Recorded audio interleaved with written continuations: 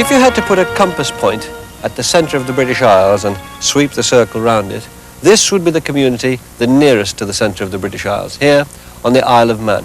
Scotland's about 35 miles to the north, Ireland about 40 miles across there to the west, Wales about 60 miles down to the south there, and to the east, again about 40 miles away, England.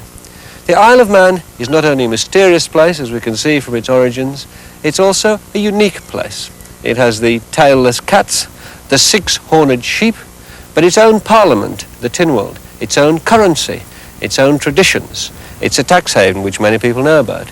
It has laws which have long passed away in England, which many people object to.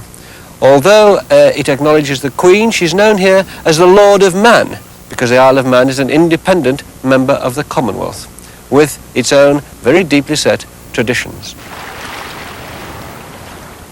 To most people, it's a place where a lot of them have come from holidays, busy, noisy holidays in Douglas, sightseeing holidays all around this island, which somehow is in a sort of time warp, it seems to me, still rather attractively in the 50s, or to nostalgic and sweet places like Port Erin just behind me.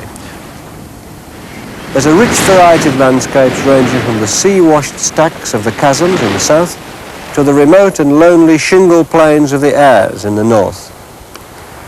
Men too have left their signature indelibly stamped on this landscape in the form of hill forts, Viking longhouses, medieval monasteries, castles and prehistoric monuments.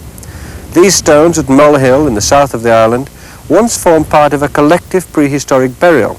Of course, other stone-built tombs exist elsewhere in the British Isles, but none like this one. This is entirely Manx. It's unique, part of the personality of the Isle of Man.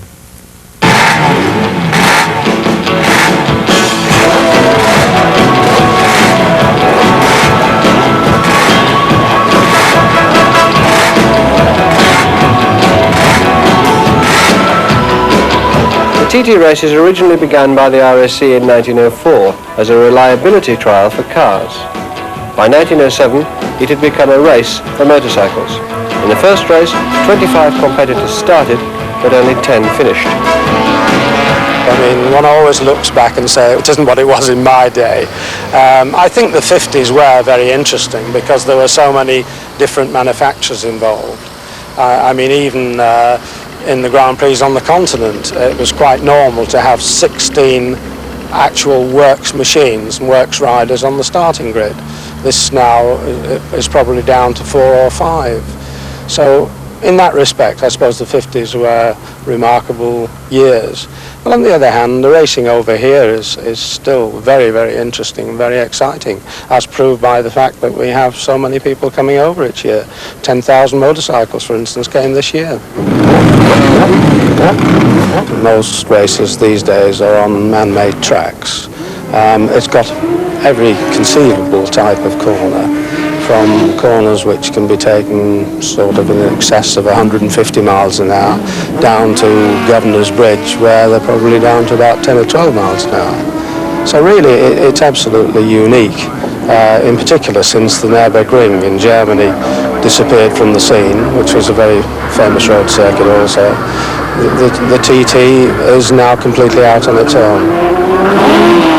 Well, the machines, of course, have been developed to an absolutely remarkable extent, in particular tyre development, as it has done in Grand Prix racing for cars. They get what they call these slick tyres, which give an incredible amount of grip.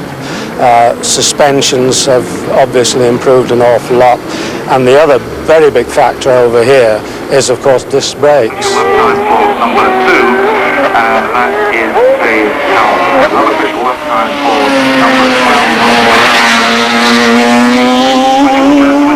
So the machines have altered a lot, but also riding styles have altered. Most people will have seen on television the way riders, what I call, clamber around the machine these days. They sit virtually to one side and lean in, which in theory reduces the angle in which the machine has to be leaned over on a given corner. But again, that's open to debate. I think it's a rather untidy way of going on. And generally speaking, you find even the top flight riders, when they come over here, confronted with a different type of circuit, they ride more in the old-fashioned way, shall we say.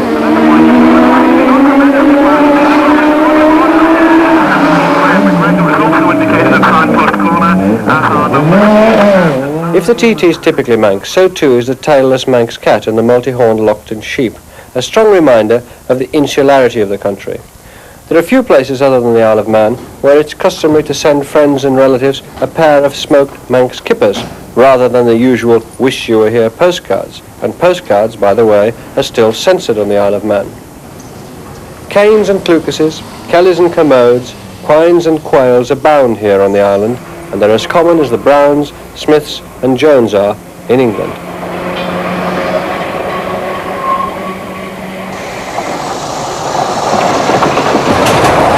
This electric tram was built for the tourists in September 1893 between Douglas and Ramsey, and it's resisted all attempts to modernise it.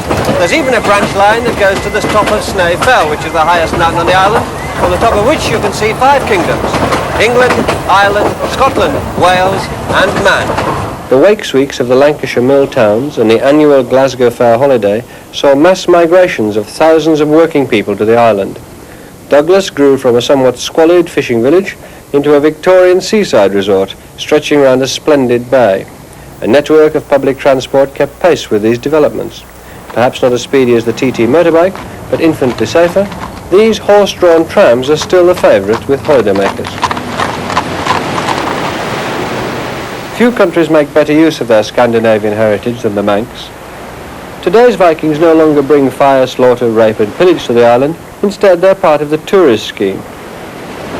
Odin's Raven and ships like it brought the first great impact of overseas visitors to this island, the Vikings. Whether welcome or not, they quickly made their mark. About 1,000 years later, the second great impact of visitors came from overseas, and they too have certainly made their mark, the tourists. Well, I suppose really it owes its existence to Napoleon, because during the Napoleonic Wars, those genteel people who would travel the Grand Tour of Europe couldn't do so they did the Grand Tour of the British Isles. They go to the Highlands of Scotland. So included on the tour, they would come into Douglas, which in those days, of course, was considerably different from what you see behind me. 1830, I think, was the turning point for 2 reasons. First of all, it saw the establishment of the Isle of Man Steam Packet Company, which meant instead of sailing ships coming in, there was suddenly a steamship company who came in on a regular basis.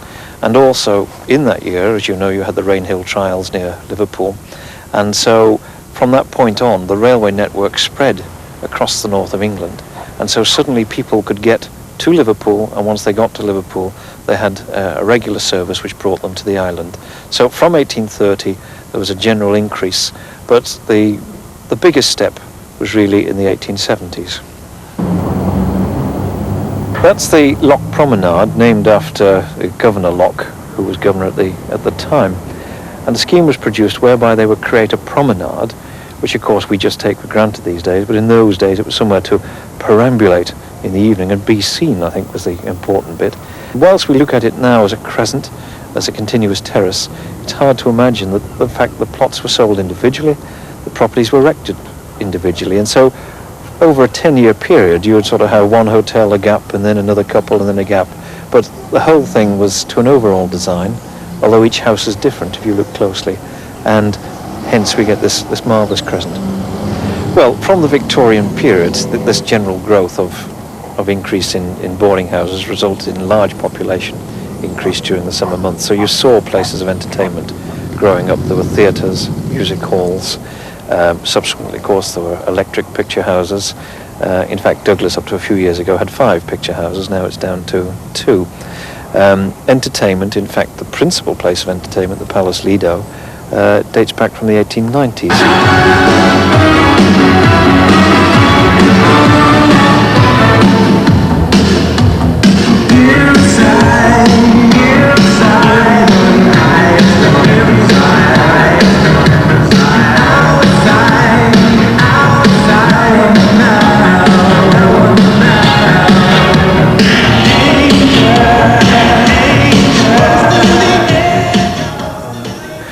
When you had the industrial north, it was nice for people to get away from it, from the smoke, and come to get the fresh air, to see the beauty, because of course when they arrived here, although they stayed in Douglas, they would go off on the steam train, the electric tram, they would go off in Landau or whatever, and get out into the country where they would explore the glens, many of which were developed during Victorian times.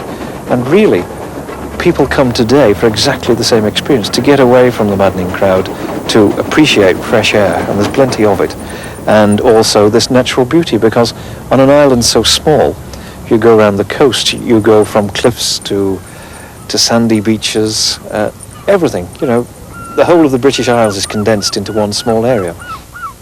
I would like to think of the island in some degree as timeless. When you get off the boat, you have stepped back, in fact, 100 years. When you walk onto that promenade, you get onto a horse tram going back to 1876, you get to the other end and go on an electric tram. Yes, you could virtually imagine yourself going well back in time.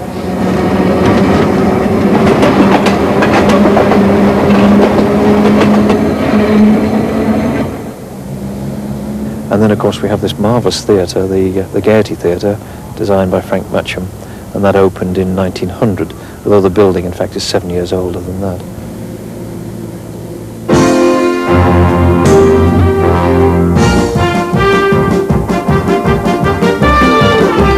I think what distinguishes it is the fact that nothing has changed. It is virtually the same as 1900. There have been one or two fire doors added of recent, but they've been added in such a position as not to interfere with the fibrous plasterwork or the general concept. And I think what is different about that, as far as Matcham is concerned, that unlike many of the thousands of theatres he worked on, this was a conversion of a music hall, a long barrel of a building, and in that he created a totally different atmosphere, virtually like a stage set itself. Yet he was working within very small confines and a very small budget.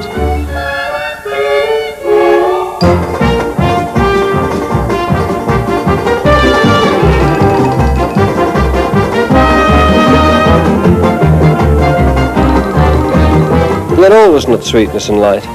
Twice this century, the Isle of Man's been turned into a vast internment camp for enemy aliens.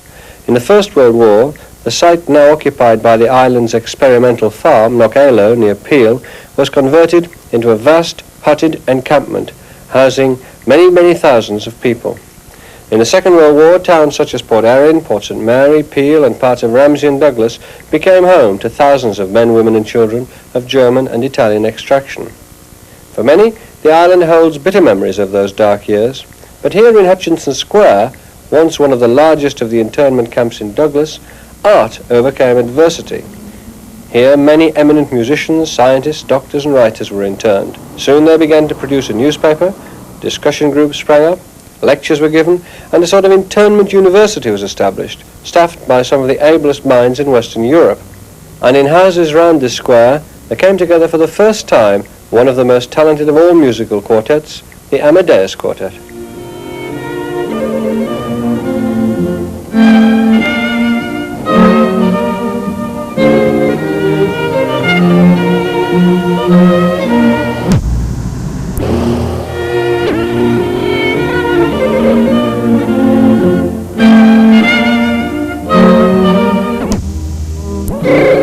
My first bit of defence of the realm was taking the Anthony's to the pictures on Thursday afternoon, and I hadn't been here, I don't think, much more than 48 hours when I began to realise that the internment camp, in my opinion, was pretty crazy, and the thing to do was observe the regulations you thought needed observing and ignore the rest. What was crazy about it? Well, it was desperately important, I understood from my sergeant. On this visit to the cinema, the single women sat to one side, and the married couples from the upper part of the internment camp sat on the other, and the locals sat at the back. And we would patrol in the middle to make sure there was no contact between them, you see. I mean, the war might have been lost after all. So I sat down and watched the picture and came home. I can't remember lying awake at night worrying about things that were happening here. I certainly didn't. We were supposed, of course, because of the rules and regulations, to see there was no fraternising. But that was absolute nonsense. I mean, we all knew perfectly well what went on in the fire escape at the back of the Bellevue Hotel, and I had it confirmed after the war went on. I mean, there were one or two illegitimate babies born here. And we all knew perfectly well that the fathers were Manx. In the camp itself, it was depressing and cold, of course. There was hardships here. But, the cold in these enormous hotel rooms with, with perhaps a 2-bar electric fire to keep it warm and so on. Most of the Indonesians spent their days in their bedroom, those who weren't actually working. But compared with what people were putting up with in London and so forth, this place was blissful. But on the other hand, one could see how hard internment was. The loss of one's liberty takes a lot of making up for. I think one would put up with bombs and food shortages and so forth to be able to come and go as one likes. The fact that one can't, the deprivation of liberty, is one of the most hard things you can do to people. One of the undeniable charms of the island is its detachment from the present. Here there's still a feeling of the 40s and 50s.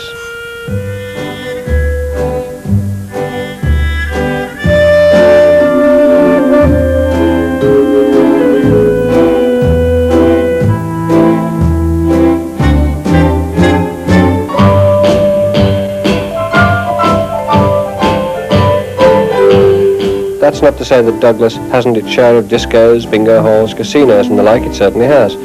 But in other parts of the island, there's almost a time warp, a sense of nostalgic regression to a period when the pace of life was slower.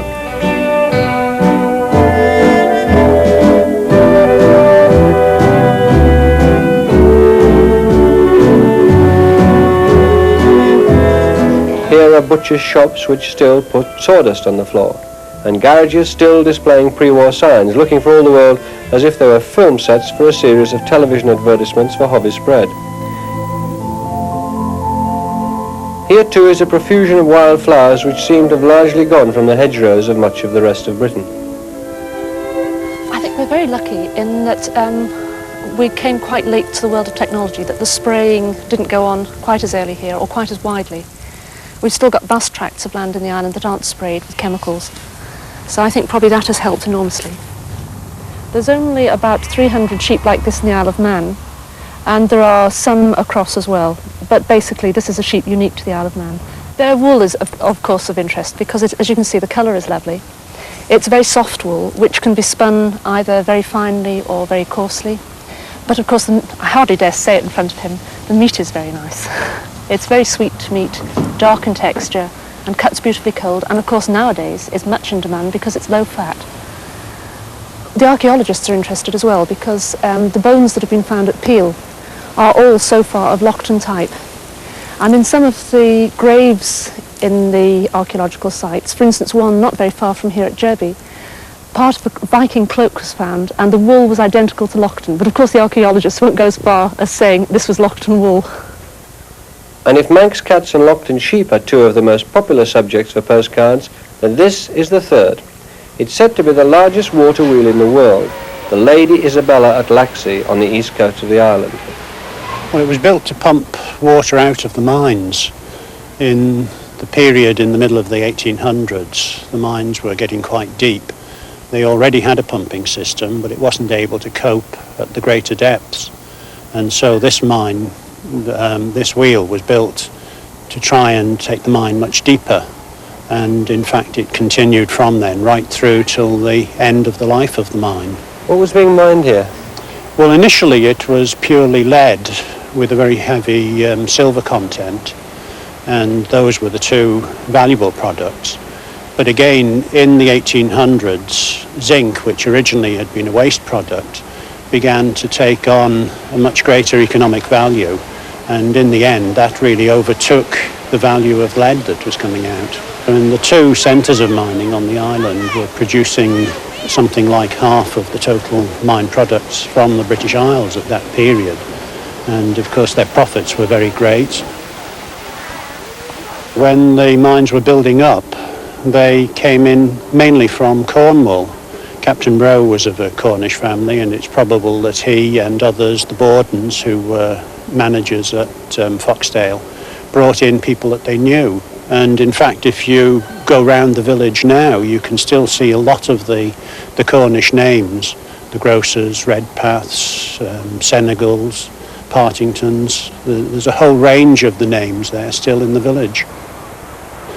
They had what they called the sick club for the miners, where through contributions from the men and from other sources of money, there was a very early sort of, company health service. A doctor was available, there was sick pay, and there was pay for widows of anyone killed. And money from the wheel, right from the start, went into that mines club. And that was part and parcel of the income. People, I think, in the early stages were paying threepence a time to go up to the top. But of course, really, I suppose it took off as a tourist attraction when the electric railway was built, which was in the 1890s.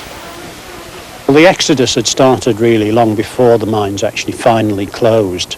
And as that was happening, so it was that, of course, one of the reasons for the closure, the import of ore from abroad, mines abroad were opening up.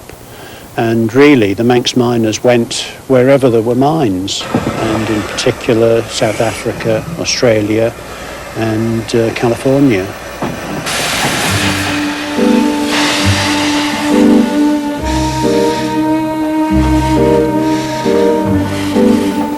As well as horse trams and electric railways, the island has another form of archaic transport, a genuine steam railway.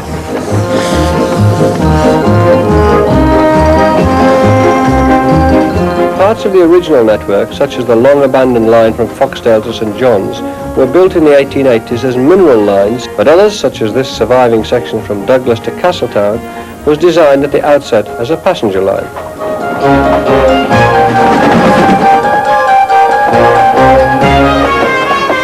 Despite vicissitudes and financial uncertainties, it continues to function, a 19th century anachronism, but one which has become part of the nostalgia boom and as such is likely to remain.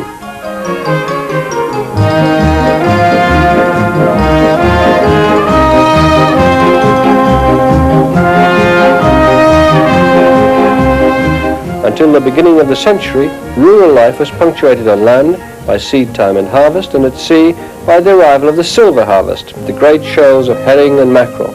At its height, which was between about 1853 and 1883, there were around about 316 vessels of around about 50 to 55 feet long. They were called nickeys, and they had a large dipping lug sail. They developed from the contacts that the Manx fishermen had with the Cornishmen. Many of the Cornishmen had the name Nicholas, and that's reputed to be the way the name Nicky appeared. The Nickeys were very fast vessels. There's some amazing stories of their trips to the Shetland Islands, perhaps 600 miles away, where they were coming back at around about 10 knots, one vessel reaching the island in 57 hours. Another vessel from Peel, the Elvira, going to Bantry Bay in 26 hours. So they were extremely fast vessels. They were crewed by 7. Usually the young lad, a cook, would be around about 11 or 12 on his early visits to sea, really.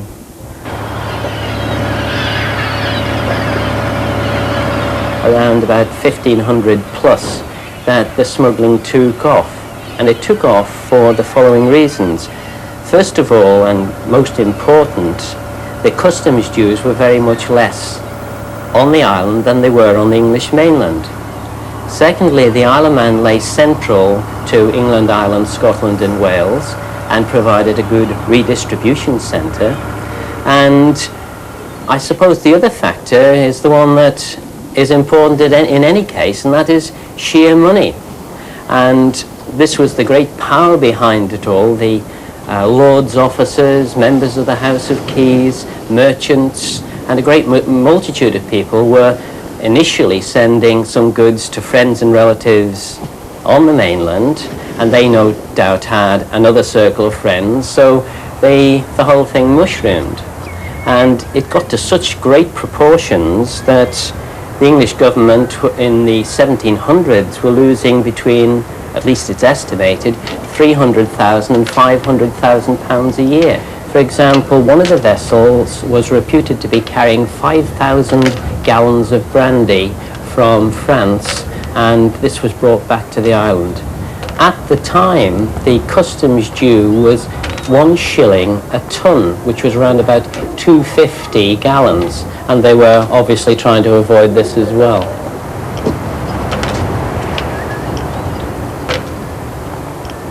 I think the fishermen now and in the past are pretty superstitious, and there are certain words and certain things that would upset the fishermen now and very much so in the past.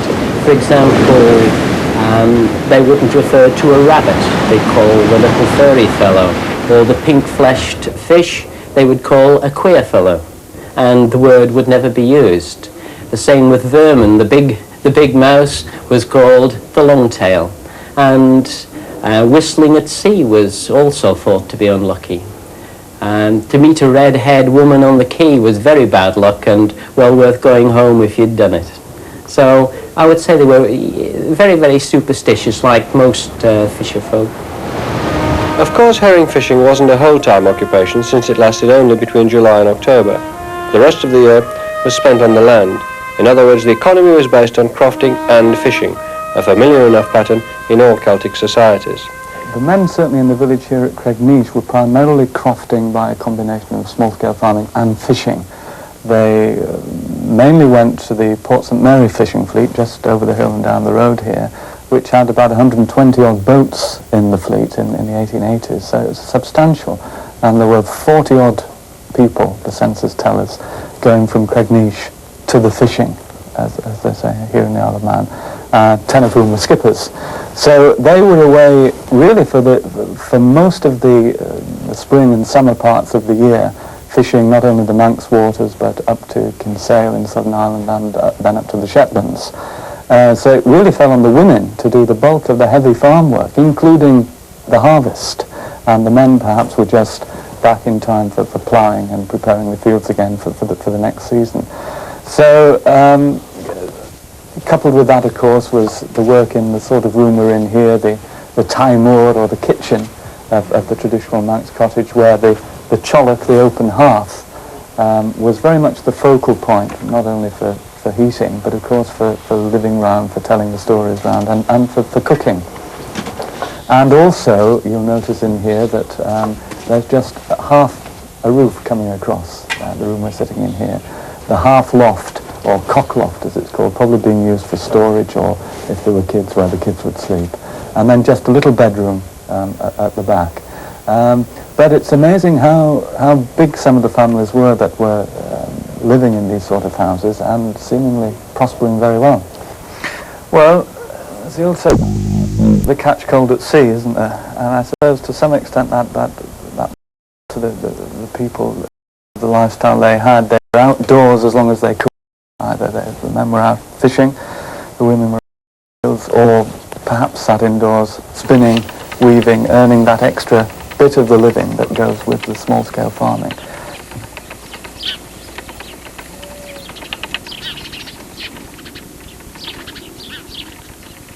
There were a number of people, and some who perhaps were doing the hardest work, going to the fishing for 20, 30 years at a time, who lived well into their 60s and 70s, which is perhaps slightly above average. So perhaps it's something that we should look to and learn from. Perhaps we have it too easy now. What was the diet? Well, oats were grown quite extensively, and oatcake, as in many regions of certainly the western part of Britain, constituted a great part of the diet. Potatoes and herring, of course, herring roasted in front of the fire were a staple, and fish generally, of course, was important. Everything homemade, home-cooked, home-baked. Really, I think the sort of diet that doesn't cause the sort of problems that doctors are just recognizing about today's diet. I think money would have a very little part to play in an area like this in the Isle of Man. And it must be remembered, I think, that this is just one area that's been specifically chosen to show this. There are a number of areas like this throughout the Isle of Man. Indeed, there's a story about one man that used to whatever money he had, he buried in an old cow horn out the back of the building. It shows you, I think, how often he needed access to it.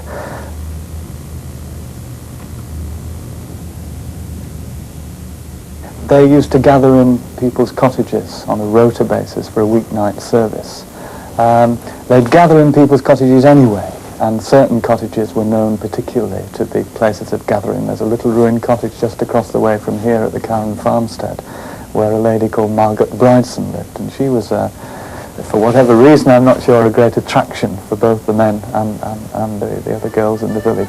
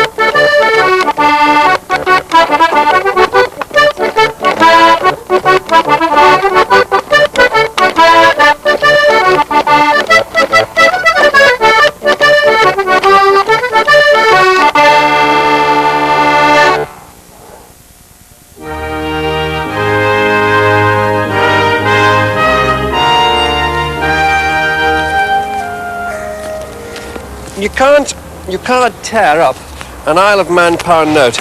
It's plastic.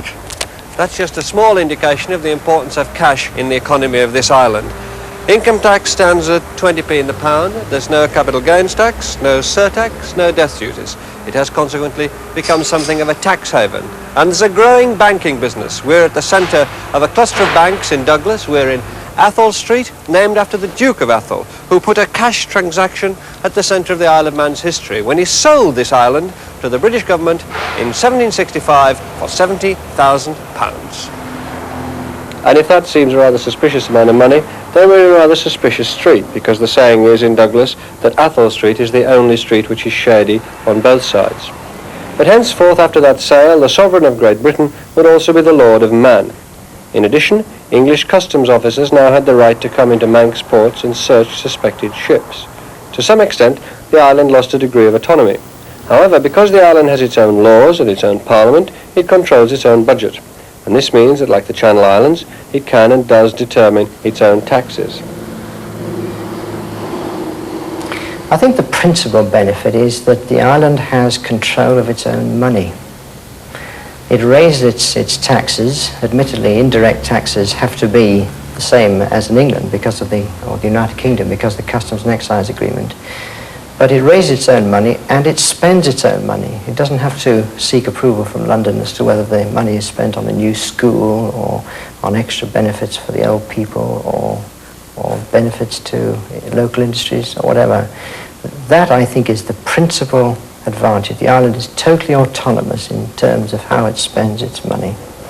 In 1980, the island did set up its own separate customs and excise service, so we now have a separate administration, but working under laws which are kept in parallel with those of the United Kingdom.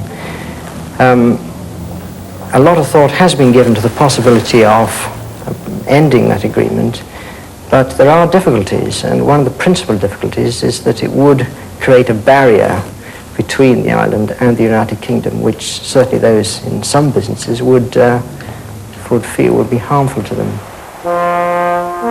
This unprepossessing terraced mound at St. John's could well be regarded as the most potent symbol of the Kingdom of Man.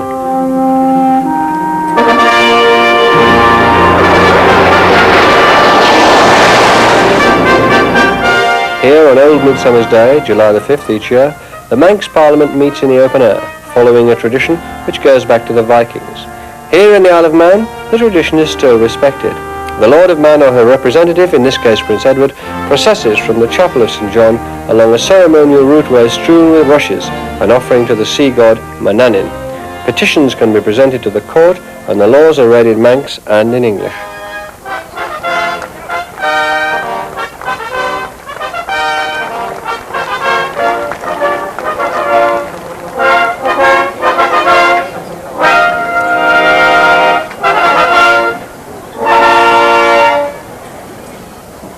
Income Tax, etc. Amendment Act, which amends the law relating to income tax and abolishes land speculation tax. Slatus kish tjetstiach as eiliad leathaca. Ta leathaca in lai ta bentenrish a kish a tjetstiach as mucher and kish delel temach und talu. Number 15, Road Traffic Act, which amends the law relating to road traffic. Slatus trollti an a region. Ta leathaca in lai ta bentenrish trollti an a region. Number 16, Local Government Act, which amends local government law. Slatus I think probably there are disadvantages. Some people would see that the island, the independence of the island, means that there's perhaps a delayed implementation of certain social reforms and legislation which the United Kingdom introduces.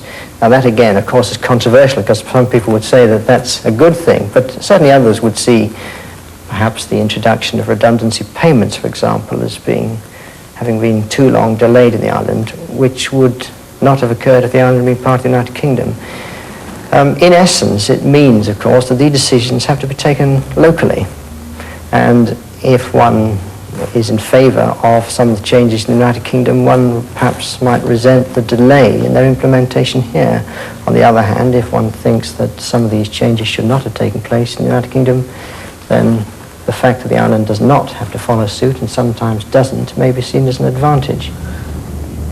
It's a historical fact that the corporal punishment was abolished in England on the statute book in 1948. Generally speaking, changes of that sort are followed in Manx legislation, but generally after a period of years. In this particular case, that was not done, and it remains on the statute book. It's a matter of great controversy as whether that's right or wrong, but the fact is that in the 1970s, the issue was taken to the European Court of Human Rights. That court held that the exercise of that punishment was contrary to the Convention on Human Rights. Now, from that point on, it really became impractical, in legal terms, for the courts to use it here. So it hasn't been exercised for 10 years, and I think the subject is really now passing into history. The island has always been noted for holidays, but recently numbers have started to decline. Whether it's the cheap package tours to Spain or the threat of pollution from Sellafield only 35 miles away to the east, the Manx government has its own views. I think if you lived here over a period of years, you would find that there's been a growing anxiety on the part of the Manx people in respect of the Sellafield operation. And that anxiety perhaps started when we learnt that the Irish Sea had been used as an experimental area by Her Majesty's government for the deliberate ascertainment, if you like, of what patterns of pollution would do to a marine environment. Now, no notice of that particular development was given to this government, who have a very keen interest in the Irish Sea environmental pattern. And from there on, of course, there have been the all too frequent accidents at Sellafield. Well, of course, we're only 35 miles from Sellafield. Fortunately, as you can feel, the prevailing wind goes from the island towards Sellafield, so that most of the effluent that is airborne is blown away from the island. The discharge into the sea, again, are swept northwards by the sea currents towards Scotland rather than directly towards the island. Now, that's not to say there isn't a large concentration of radioactive material in the North Sea, as well as in the Irish Sea, because it's been swept around the entire coast, and it's all derived from Sellafield. Now, the danger of this is that it may get into the organisms, particularly those that we eat. And it's certainly true that the sea between here and Sellafield is probably the most intensively fished area around the British coast. Having said that, the concentrations are really very low. And even if you were a fishaholic and had fish every day, you've got about 500 times more chance of being killed by flu than by anything that might derive from Sellafield at the present levels of concentration. Like all foreign countries, this one has its own language, Manx. There are 6 Celtic languages, Scottish, Irish and Manx Gaelic, and then the other cousins are Welsh, Breton and Cornish, yeah. It's the same as Scottish Gaelic virtually. It's mutually intelligible with Scottish Gaelic, yeah. I started to learn it actually when I was a young man, about 22, when I'd just come out of the army, because it was never taught in school, you see. And at that time there were about 13 native speakers still alive. And there was my generation, quite a crowd of us used to spend a lot of time with them. So we learned it from the native speakers and also from the grammar books and the Manx Bible and prayer book and things like that. And we became quite proficient, so quite a few of us are actually virtually bilingual. At least we think we are until we try and translate the television news verbatim, you know, which is quite difficult. I could say the Lord's Prayer for you. It's Eirain ton sneeuw, Kajerik de rauw de enem, de jig de riach, de aigne de rauw jint de het halu mateon sneeuw, Kodun en aran Jew as kachlei, as leidan en lochten met de shingen leiduisen te jinne lochten en oi, as na liedjen on smiolach ach seertjen bij olk, son liatser riach as a voer gloa, son de brech as de brech. That's what the language actually sounds like. And then even the Norsemen who came here and colonized the island eventually Gaelicized their names. So you get names like Corkel, which was Mac Thorkettle, which means the son of Thor's cauldron. And eventually they Gaelicized all the Norse names as well, you see. And then when English started to become more powerful in the island, the Mac disappeared. And they all started to spell their names as C, Q, and K. And that's still the case today. You'll find most Manx, genuine Manx names are C, Q, and K. So who are we talking about? Can you give us some instances of those? Yes, Corkel, Kinraid, Quilliam, Carouche, Kelly, Kenyak. They all start with a K sound, you see, and it's the final C in Mac. That's where they all came from. Do you think the interest that you and your generation have in this language and in reviving it, do you think that is going to outlast your generation or not? It'll outlast my generation, but how long it'll last, I don't know. Because all minority languages are on the road to extinction anyway. Eventually, what is the world going to speak? A mixture of Chinese, Russian, English, languages like Welsh, Breton, Manx, Irish, they're bound to disappear eventually. It's very sad, really, because it's like losing a species, you know, an endangered species, really. Once it's gone forever, unless it's kept on film or on tape or something like that. But even then, the reality of it has disappeared. Although the language has started to disappear, some of the signs of early settlement remain. Christianity first came to the island in the 5th century and found it settled by the Vikings before them. Just as St. Patrick himself took Christianity from Britain across the Irish Sea westwards to Ireland, so it was this westward movement of Celtic peoples that brought Christianity to the Isle of Man, probably in the 5th century. And the forms of early Christianity here seem to be very similar to those in Ireland and the other parts of the Celtic west of Britain, represented really by little keels, little Celtic chapels, and also by carved stone cross slabs on the graves of the dead, which are a very characteristic feature. And the Isle of Man is very rich in these. The crosses went on in the island probably from perhaps 5th, 6th century through to the 11th century in Celtic and then later in Norse times. And there are 188 cross slabs, I think, from the Isle of Man. It's a very large and important corpus of evidence for early Christianity. A stone with a runic inscription was found right up at the top of the far valley, the Cornet Valley. And the runic inscription actually reads, Christ, Malachi, Patrick, Adamnan. Of all the sheep in Cornedal, Ewan the priest is the shepherd. Cornedal is the name of the valley.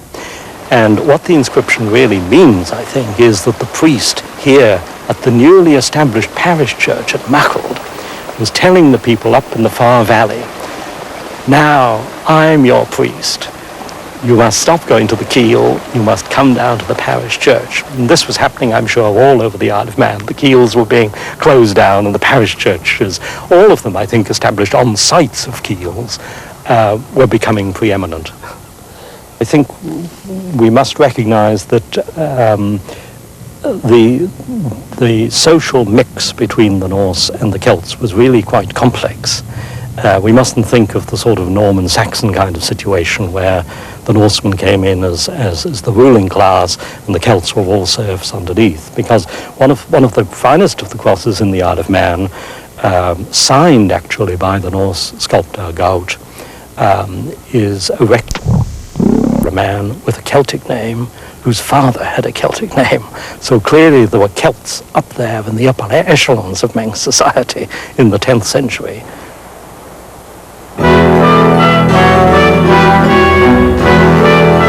Beneath many of the Christian sites lie the remains of a previous settler, the Vikings. They left behind some beautiful artifacts like this lady's necklace and built many settlements, remains of which are still evident today. The site we're on at the moment, which is called Chapel Hill Balladool, is one of the first evidences we've got of a Viking settlement in the Isle of Man. We're sitting actually on the edge of a grave, of a ship burial, of a Viking warrior who must have died somewhere about 850, 875, something like that. He was buried in a boat about 11 meters long, and with him was a shield and horse trappings and various other items of that sort of nature. And he represents the first incoming people in the island. And throughout the island, particularly in the north of the island, you have large numbers of crosses, stone crosses carved with Scandinavian motifs. It's one of the richest group of Scandinavian crosses in the West, really. We have also on these crosses runic inscriptions which show the mixture of population. For instance, on one cross it says that a Viking married a Celtic woman, and so you have that mixture of the two populations. This wasn't a place where everybody came in and raped and pillaged and burnt and did everything else that the Vikings are traditionally meant to do. It seems as though the settlement was reasonably peaceful and that the people settled down to farm these islands. The crosses are really the only main things that we have got, although we have got a few settlement sites. There is one major farm, which again is a continuity site, a continuity from the Celtic peoples beforehand, at the Braid, up in the hills. Beautiful site with a round house in one part of the site and then two long houses, one of which has got bowed sides to it, of a type which we know from Scandinavia and from various parts of England. That is one of the very few places where you can actually see the remains of Scandinavian houses at this particular period. We have enormous numbers of names of places which are Scandinavian here. Dalby, Colby, places like that are the type of place name with a by suffix. The ending is by, which means farm, and those occur all over the island. Name of the highest mountain on the island, well, it's just a mountain, it's about 8 feet over 2,000 feet, which is meant to make it a mountain. It's called Snæ Fell, the Snow Mountain.